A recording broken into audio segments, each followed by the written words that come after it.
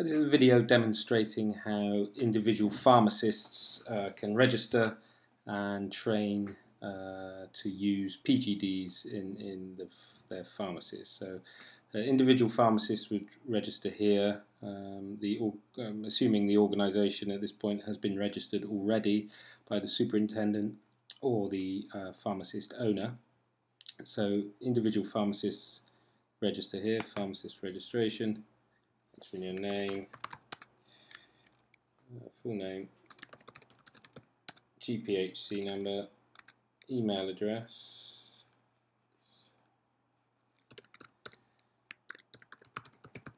choose a password, your registered address as registered with the GPHC,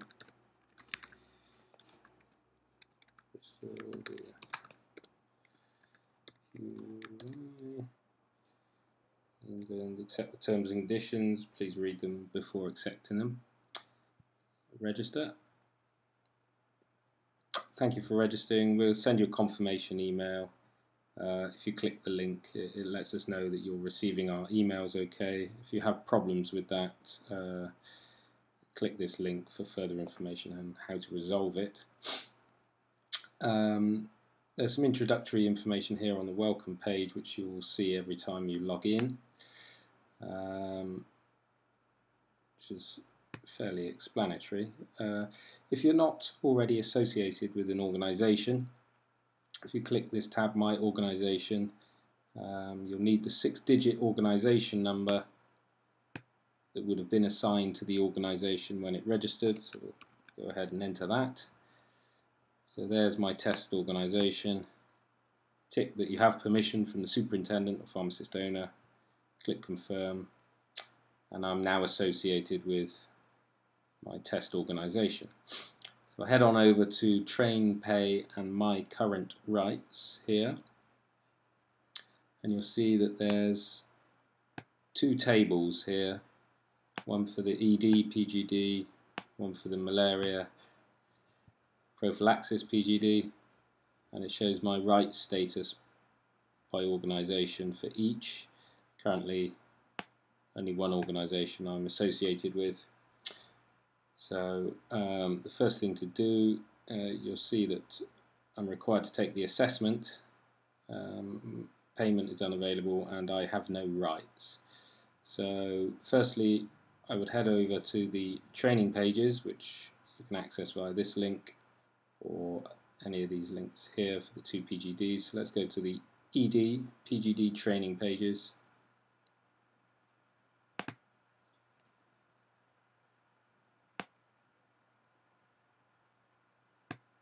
And there is a full training pack, which is a PDF, which has all the documents in it.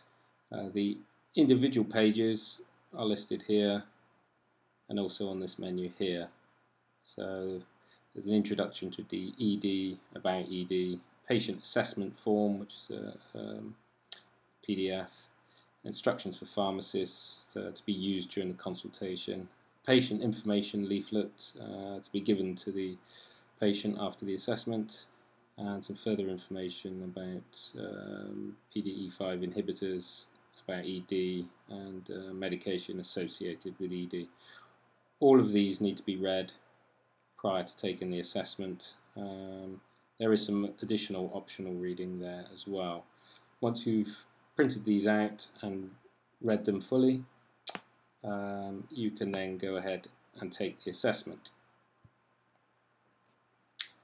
The assessment consists of about 20 yes/no questions, and if you get 5 wrong, the assessment will be terminated and you'll be directed to reread the training materials, and you can retake the assessment.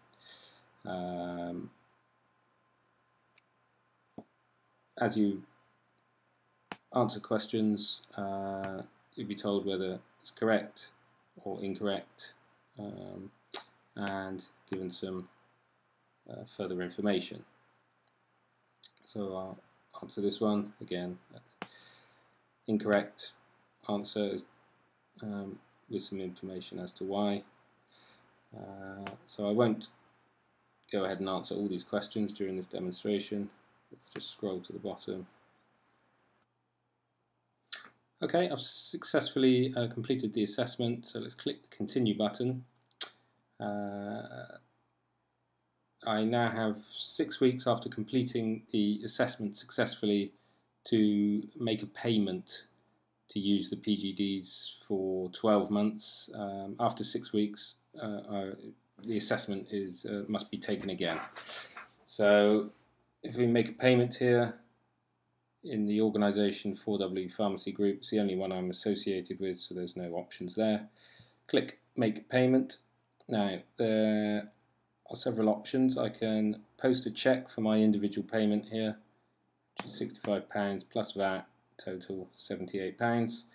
So I can either post a cheque, and there's full details there, what to do, cheque payable to Redbox Healthcare Limited, payment reference number, and send it to this address here. I can print these details, save them to PDF to give to an accountant. I can pay by bank transfer. Again, the details are shown here, bank details and a payment reference to help us identify your payment, and again you can print the details. You can pay online using a debit credit card via Google Checkout, or if the organisation you're associated with here has credits available, i.e. they've bought credits previously, you can use one of those credits to pay for PGD rights for 12 months, and it will show how many credits available this organisation have, in this case 3. So I can use one of those credits, and that pays for the PGD, my rights to use the PGD for 12 months. So if we head on back to Train Pay and My Current Rights, we can now see that I've completed the assessment, payment has been received, a credit was used, I now have valid rights, and if I click this valid rights link here, it will download a PDF certificate which I can print out. If I make payments myself other than using an organisation credit, invoices will be available here to view and print for your accounts department. The same process be repeated for the malaria PGD. You head on over to the training pages,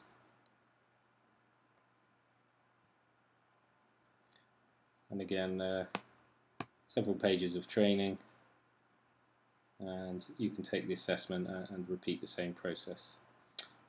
Okay, that's about it.